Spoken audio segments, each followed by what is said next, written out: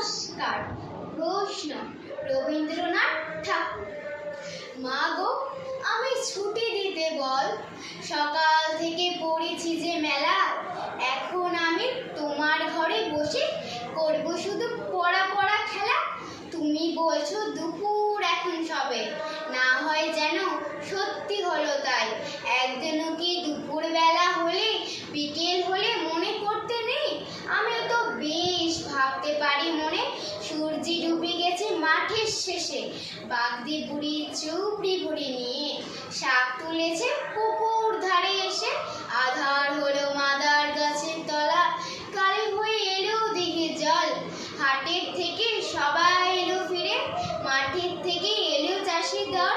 মনে কর না উঠলো সাজের তারা, মনে কর না সন্ধ্যা হলো যেন। রাতের বেলা দুপুর যদি হয়, দুপুর বেলা রাত হবে না কেন? নমস্কার।